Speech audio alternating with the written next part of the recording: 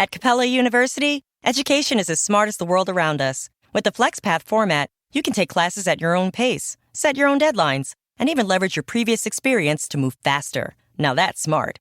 Learn more at capella.edu.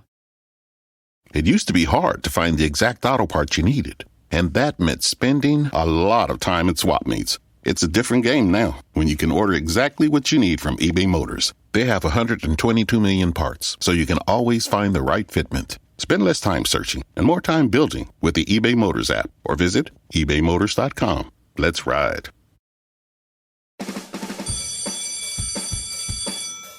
Welcome to SEO 101, your introductory course on search engine optimization. So, turn on your computers, open your minds, grab your mouse, and get ready to get back to the basics. SEO 101 on webmasterradio.fm is now in session. Hello and welcome to SEO 101 on WMR.fm, episode number 422. This is Ross Dunn, CEO of Stepforth Web Marketing, and my co-host is my company senior SEO, Scott Van Ack. You having a good week, buddy? I am having a good week, although don't go to the post office. I'm just going to say that right now. It's if you go there, kiss your kids and your wife goodbye, or your husband, or whatever, because bring your go luckily bag. I got out of there, but I didn't think it was going to happen. Yeah, I'm always paranoid whenever I go there because I know it's going to be bad. So I try and go at the latest point it's open, and never around any time of rush hours. But I guess this time of year it won't matter. It probably doesn't matter. I don't know. It was quite the line. And then with COVID, of course, people are spaced out, which they should be, which is great. But it's like a little postal outlet inside a drugstore. So the lineup just went everywhere. It was just like, I don't even know where to go. There's just people. But, you know, People. That's how it goes sometimes. Well, understandably, November was a bit of a write-off. We managed to get a couple episodes in, one just before John's passing and one after, commemorating our lovely friend John. And now we are in December, and we're doing a bit of a November catch-up. There was a lot that happened that month that we didn't get a chance to cover. So, and frankly, I've been in a bit of a cloud just trying to deal with the work I have. It's been a rough month. So some of this I'm not even up to date on. And so this show's going to help me. And thank you for making a lot of the notes there, Scott. As you said, you'd done it all before each episode we were going to record, and I just didn't feel up to it. So appreciate your help. Well, Google released a spam update in November. It's called very unimaginatively called the November 2021 spam update. So what do we know about that, Scott? There's not a lot that I knew about it, except for they were targeting spam in general. So Google didn't specify what forms of spam. I'm assuming they're not talking about the lunch meat and the more traditional SEO spam. Generally speaking, unless you're in an industry that's heavily spammed, this probably won't affect you much. So if your competition above you is playing dirty, maybe you moved up a few spots. If you're playing dirty, maybe you got hit hard. But, if you play by the books and you're not doing anything shady, you should be okay with this one. But rollout was the first half of November. That was completed by around the middle of the month. So any changes you could expect to see from that update are long since in place now. So if you're good now, you don't have to worry. Good. Well, I know that the next one here, Google had rolled out a core update in November, and this caused a lot of frustration simply because it was so close to Black Friday, if it wasn't even on the day. Anyway, it was very close. And, well, it's too long ago for many to remember, but there was a Florida update eons ago that was done just before Christmas, and it tanked millions of websites that were all ready to go and profit finally from a big Christmas. They all tanked. They were just removed. Others, of course, moved up and they were happy, but the hit was just too hard on the economy. And Google was very delicate and careful from that point on not to make any changes like this near these big selling times. But they're back at it. Fortunately, it does seem as though it didn't have a massive impact financially on, at least not that I'd heard of any businesses. Did you see anything on that? I haven't seen really any signs, like none of our clients were hit from it that I noticed. Well, that happened. I should say that I've noticed, because I would have noticed if it happened. So yeah, our clients weren't hit. I haven't heard of any significant issues with people, but it does sound that the issues, the industries hardest hit were in the health industry, and we don't tend to have a lot of health related clients on any given time at any given time. So any sites, I guess a lot of the your money, your life type stuff was hit.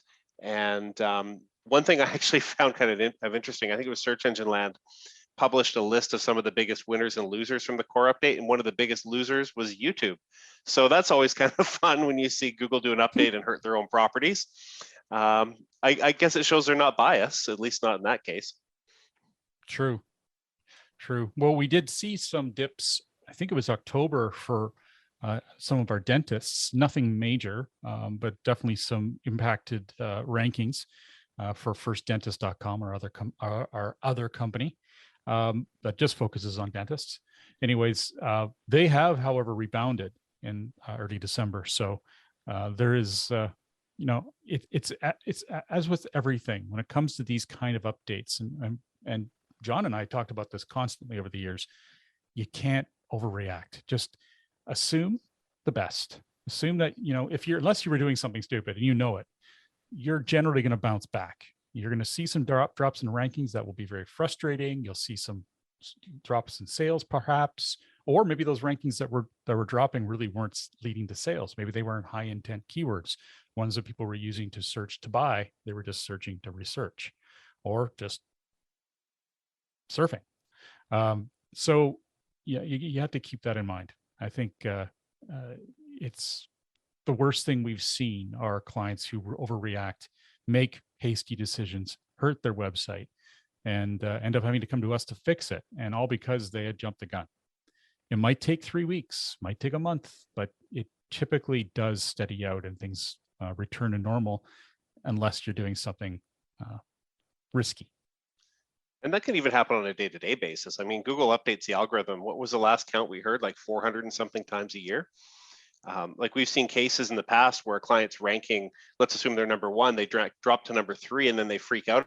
And so we get an email, we go to look, well, you're still number 1. They look again, and I'm back to number 1. Like, yeah, that's how fast it goes. So yeah, you don't really want to panic about any kind of ranking change unless it's it's gone on for several weeks or even months in some cases, depending on the situation. So what's this next one? Yeah, so if you haven't had enough with core web vitals and all that stuff, Google will be adding page experience ranking signals to desktop search starting in February 2022. So you've got a few months to go to fix up your site in order to not see anything happen, is kind of what I'm gathering, because I'm trying to figure this out. Yeah, the page experience update applied to mobile earlier this year, and everybody panicked leading up to it, thinking their rankings were going to tank. It was going to be this big major thing, and it wasn't. It was basically a tiebreaker type situation. And I'm guessing it's going to be the same for desktop. The ranking signals are going to be basically the same as we're finding with mobile, but applying to desktop search. So I don't expect to see anything major, but if you have issues, you might want to look at them, but not panic about it. Yeah. My confusion, I guess, is just around why they even need to do this, because they're not really focusing on desktop for rankings anyway. I guess it's just I don't know, I ensure that people have a good experience, and if the desktop's really bad, they're going to note that. So, I don't know, it's sort of strange.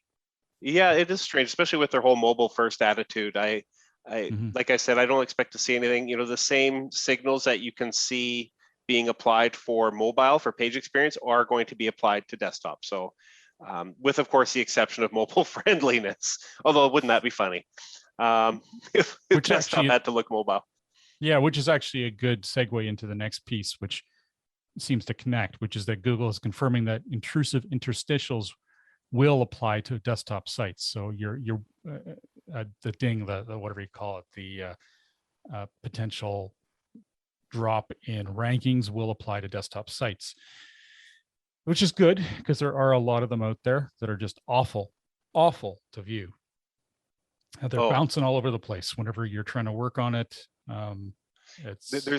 nothing worse being on desktop. Mobile's even worse, but even on desktop, you got to click the button, or you're reading and then an ad pops up and takes up half your screen and pushes your content down. You don't know where you left off, or your button disappears, or you click on the wrong thing because it moves right as you click.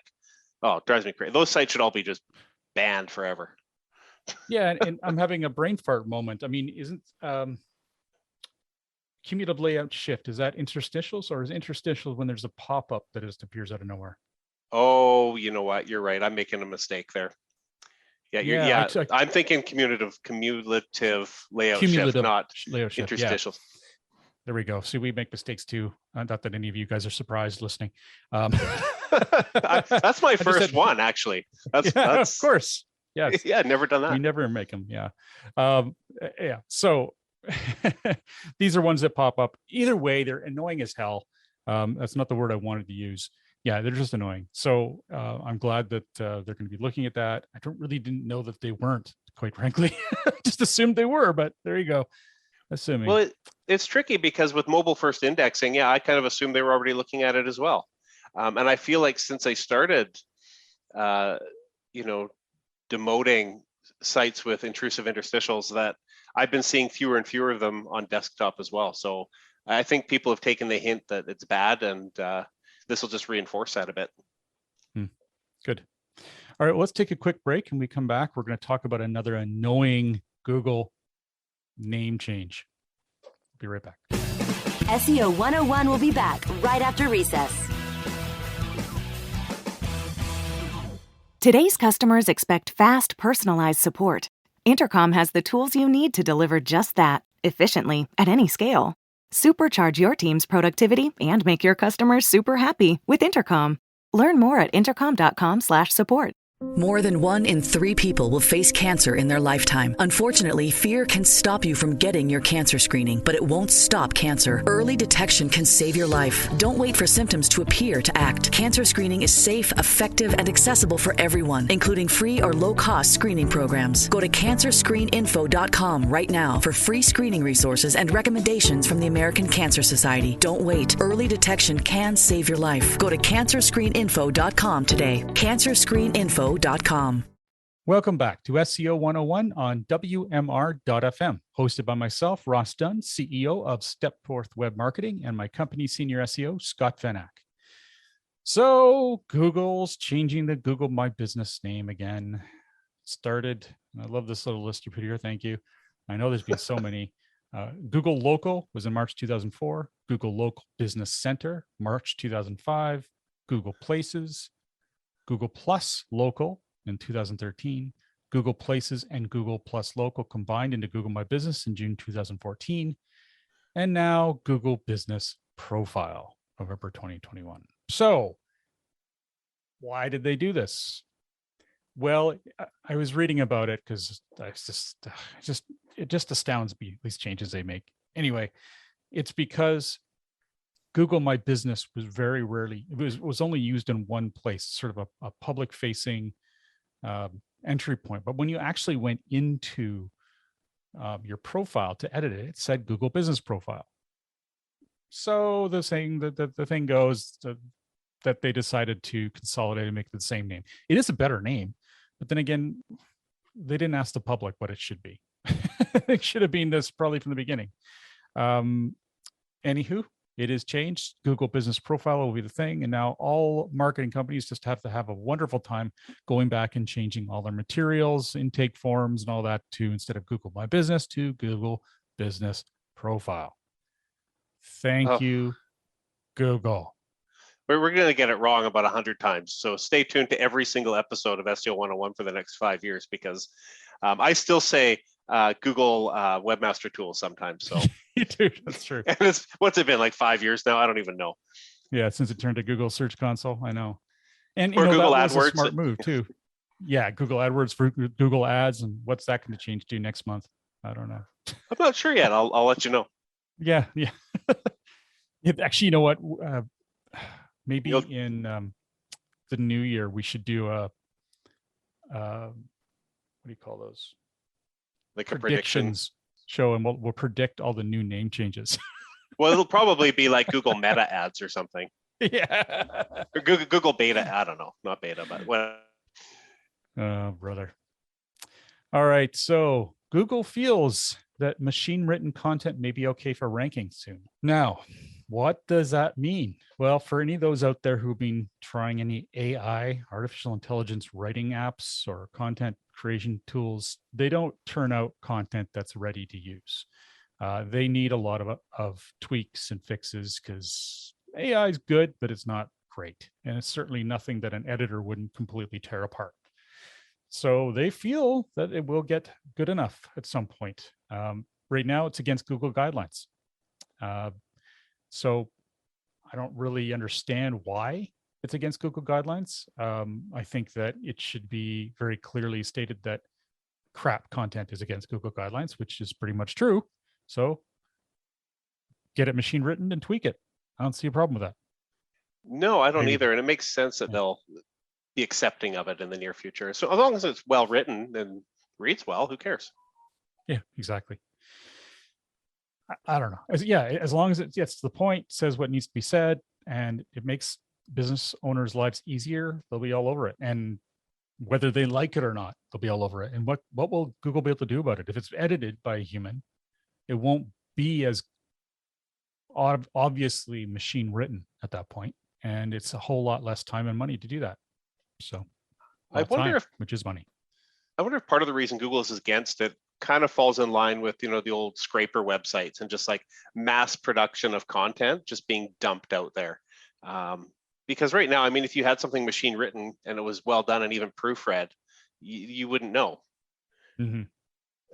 But if you suddenly have 1 million pages of content, obviously it was machine written. So I wonder if that's sort of their trigger point is volume right now. Well, yeah. And you know what's happening, of course, are these affiliate sites. They're going out there and sourcing many, many versions of a page from different people saying the same thing. And then their AI tool is essentially spinning it into something that makes sense. And then they're posting that and they're mass launching new websites. I knew people that did that. I'm sure they still do it. And they do well from it. They just, I don't know how they sleep at night knowing that they're going to get pegged. They always do. They always lose their rankings for those pages. The thing is, they have literally hundreds of websites. So they just expect to churn. There's a certain amount of them that won't work anymore. They delete them, throw them in the bin, move on to the next one. That's a weird world. I'd be too stressed. I wouldn't be able to handle it. No, I knew I could. I tried at one point way early on and I was like, no, this isn't for me. No, just felt kind of dirty. Well, never mind the stuff you tend to have to sell to get into that market and make money is not exactly ethical. So nah, not enough. It's not good enough.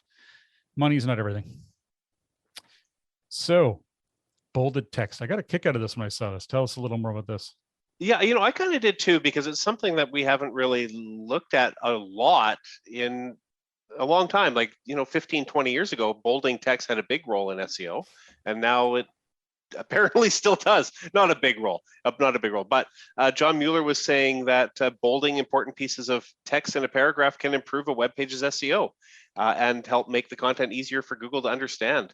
And it surprised me, but as long as you're not bolding everything, you don't want to bold a huge paragraph. But if you have to bold an important sentence or a phrase within your main content, it's actually recommended right now. So I guess some things come full circle, or maybe they don't die when we think they do. I don't know. It feels like a flashback. I can't believe they said it. Honestly, it's almost like I made it up, but I didn't. It's like that. It's not April 1st. Yeah. It wasn't even a double take. It was a triple take when I saw that in the news. I'm like, bolded text? Huh. I mean, don't get me wrong. I've never avoided doing it. And when it made sense to do it, it probably did just make sense from an SEO standpoint. And we kind of do SEO without even knowing it now because we've been at so long.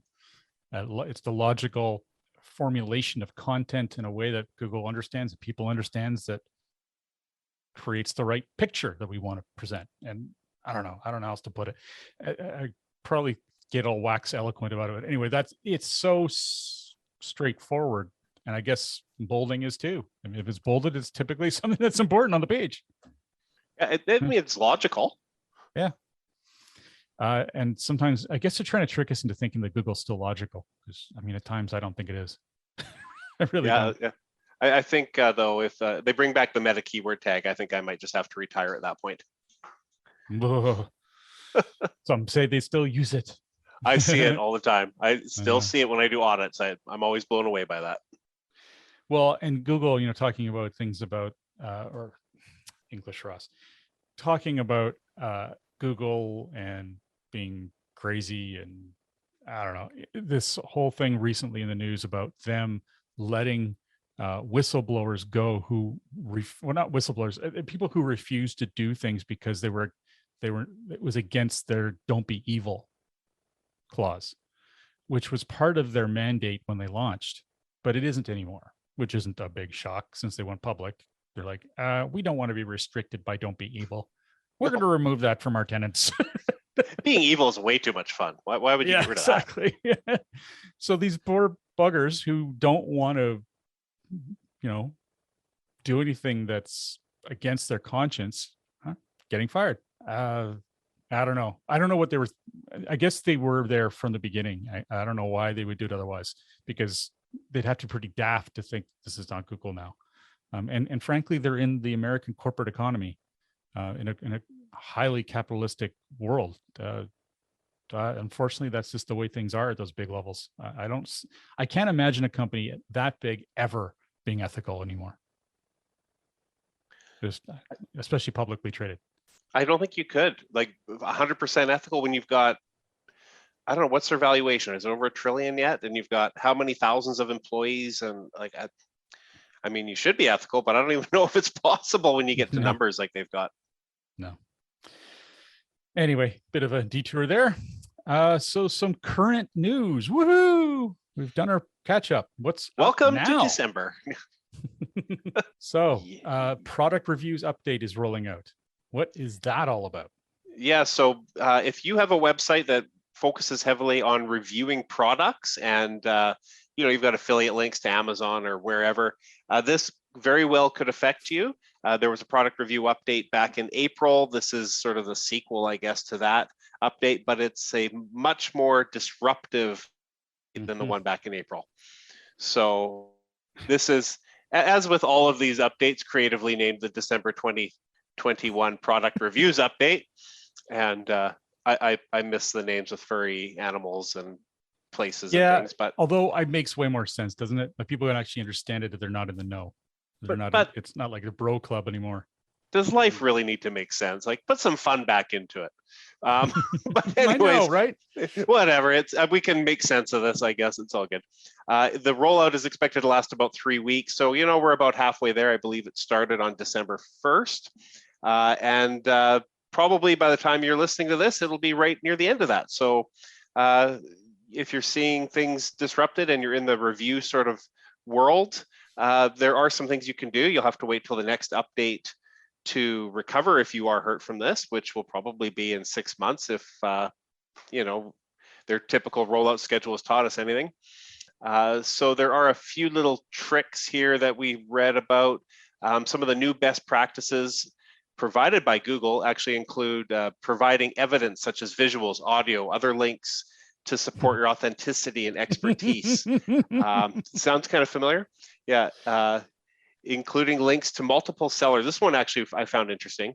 So if you're focused heavily on Amazon or a single seller affiliate type setup, throw other vendors out there. So if you've got Amazon, find other places that also sell the same products and give your readers some options. That's something that sounds like a good idea. I was kind of surprised to see that, but that's great. So yeah, when I was reading that, I well, first of all, I got to check out the beginning part you mentioned there, because providing evidence to support authenticity. These are affiliate sites most of the time. They really are.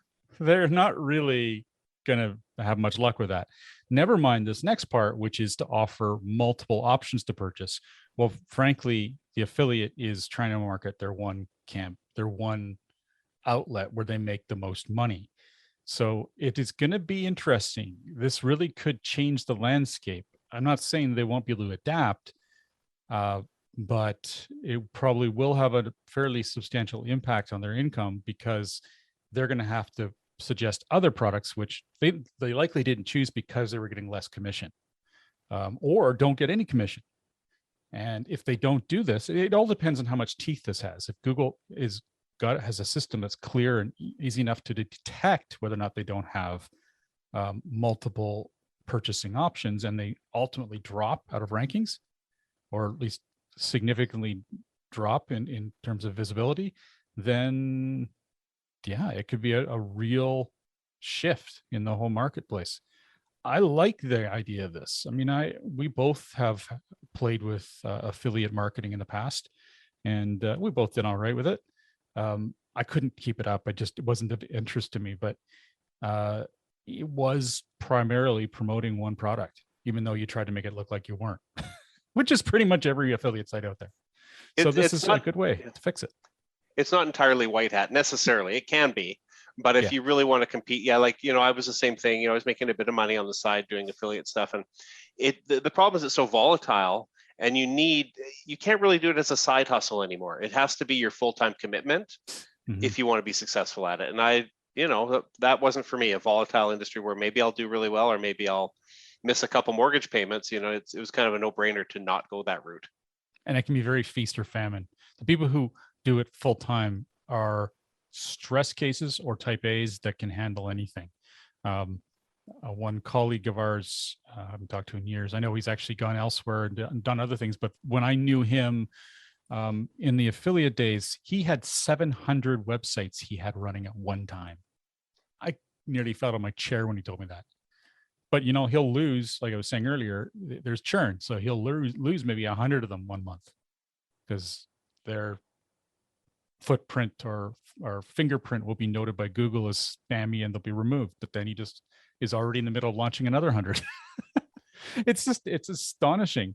And with this particular system in place, with this filter that Google's applying, algorithmic update, if they do a good job of catching them, it could really change things. And I hope it does, because they've had a bit of a free lunch for a long time. Not to say they've had it easy, but it's time to mix things up. And that's one area of the internet that I find really annoying.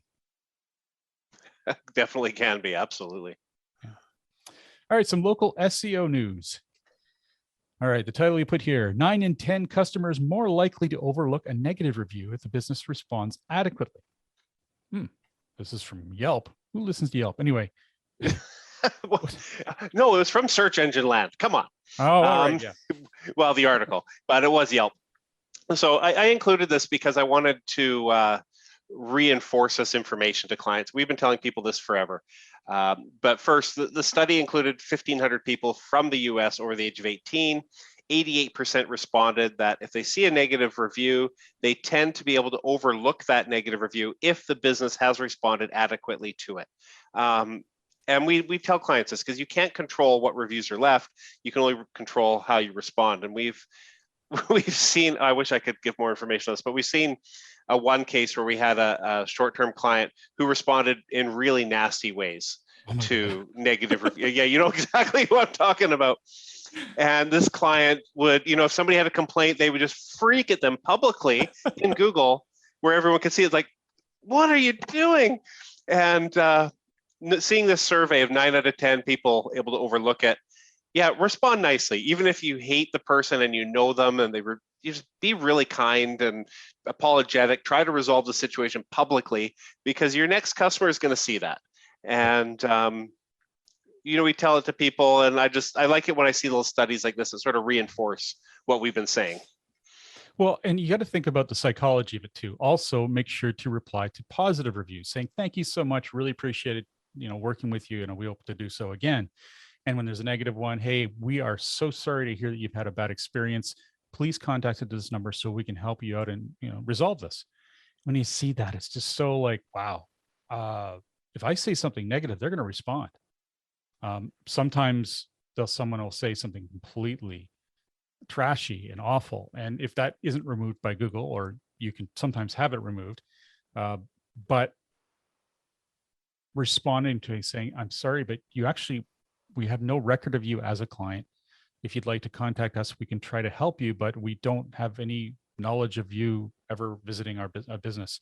When you say stuff like that and it makes the person look like they're just insane, and sometimes frankly they are, but then you're also replying to positives, it just shows someone's going to get a reply. They can't just leave it there and move on. They're going to get replied to, and sometimes that deters people from acting like fools.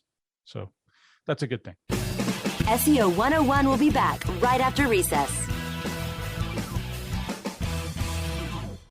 Understanding your immune system and the complex work happening inside you every day will forever change the way you think about your body. This is the epic story of Immune, a journey into the mysterious system that keeps you alive, a new book by Philipp Detmer, founder of the popular YouTube channel Kurzgesagt. Filled with illustrations and information you didn't get in science class, Immune is available wherever books and audiobooks are sold. All right, I love this next bit because you did actually tell me you were going to do. You thought it would be neat to do this, but someone did. So yeah, I had full intentions. I think it was just last week, even, or the week before. I said, I should write an article that just summarizes all of John Mueller's little SEO tidbits and actionable items that he said over the past year or two.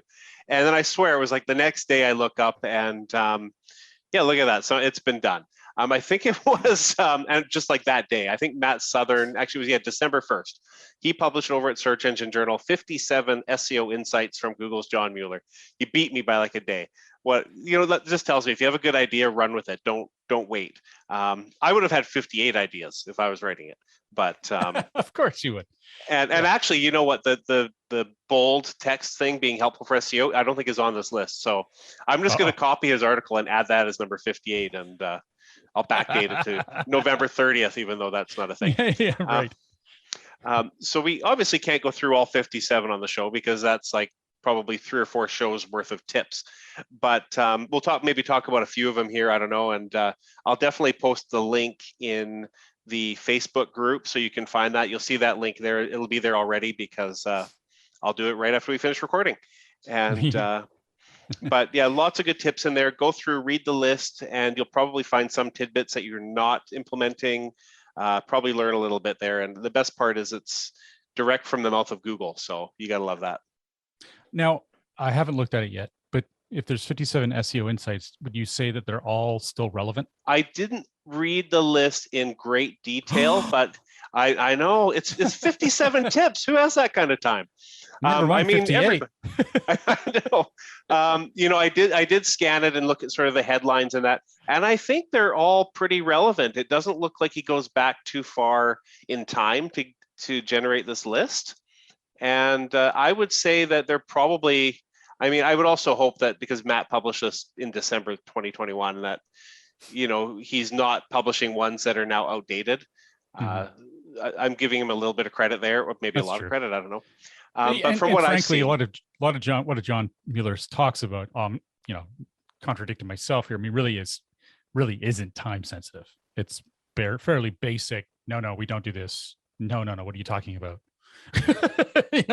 This is how it works. This is simple. It's not that big a deal. Don't get all stressed. That kind of stuff.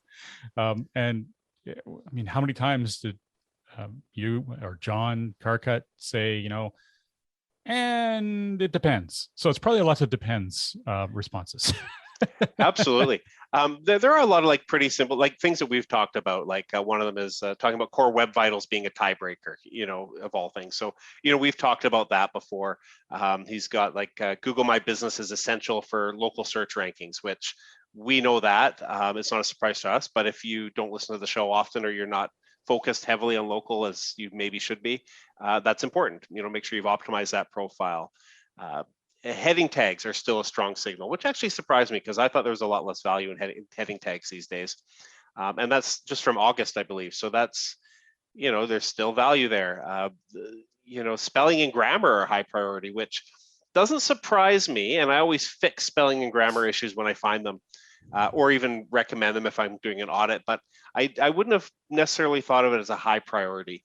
I would think of it as a quality signal. So very low priority, but still, if there was a ton of spelling issues, then it might be a bit of an indicator of either AI or poorly written offshore content that no one wants to read and would be a bad experience, which Google abhors. Like anything auto-translated would be a good one, or auto-transcripts as well. Yeah, by Google's own tools. I know, right? But you got to just laugh at that stuff, I guess. I don't know. But it's definitely a list, especially if you do your own SEO. If you hire somebody to do it for you, yeah, check it out for sure, but you probably don't have to worry too much about it. But if you do your own SEO, or you are an SEO in charge of other people's sites, take a look at this list. I'm sure everybody can find at least a few points in there that they didn't know. And because it comes from John Mueller and not just people speculating on what's important, it's a pretty valuable list, I feel like. Cool. Well, thank you very much. It's great. All right. Well, usually don't mention the date, but today's the 8th of December, and it's hard to believe, but next week is our last full work week for all the staff. There is a small chance we won't get another show in before the end of the year and the holidays. If we do, so be it. We'll just have to say this again. But if we don't, I just want to wish everyone a wonderful holiday season, and hold your loved ones tight and have a great time, and enjoy those moments. You never know what happens these days. As we're living in quite the times, there's always some crazy stuff happening, and I don't know, makes me not take for granted so much the time I have with my loved ones, and it is a great time coming up. So I hope everyone has a chance to enjoy it. And we'll definitely see you in the new year with some more shows, and we'll try to change things up and get some more guests on the show, maybe some guest hosts. It's going to be a good year, much better than 2021. After all, 2021 was slightly better than 2020. So let's hope it continues. Can we make 22 significantly better than 21? Yeah. Not that 21 was all bad. It certainly wasn't all bad, but I'd like a bigger jump in positivity. Well, I'm just afraid. I'm afraid to say that. But yes, let's say that 2022 is going to be an amazing year, and I hope it is the case for everyone out there. Wow, time has flown, eh? Well, on behalf of myself, Ross Dunn, CEO of Stepforth Web Marketing, and my company's senior SEO, Scott Van Ack, thank you for joining us today. If you have any questions you'd like to share with us, please feel free to post them on our Facebook group, easily found by searching SEO 101 Podcast on Facebook. Have a great week, and remember to tune into future episodes, which air every week on WMR.fm. Great. Thank you for listening, everybody.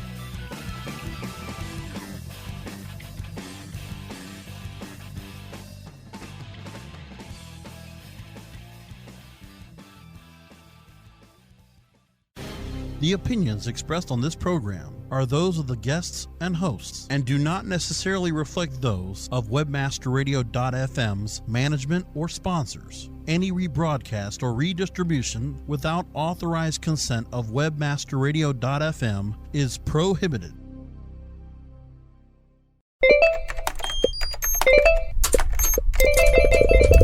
Does everyone need customer support today? We've got you.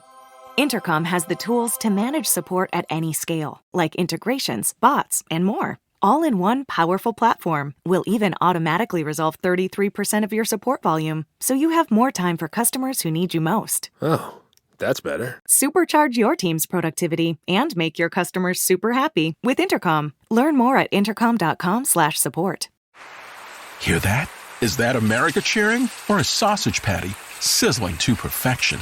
It's time to cheer for Egg McMuffin and fresh cracked eggs at McDonald's. It's time to wake up to the aroma of freshly baked biscuits and treat yourself to a real honest-to-goodness morning meal. Breakfast, it's on at McDonald's. Now get any breakfast sandwich for just $2. Available only through the app. Mobile order and pay available at participating McDonald's. McD app download and registration required.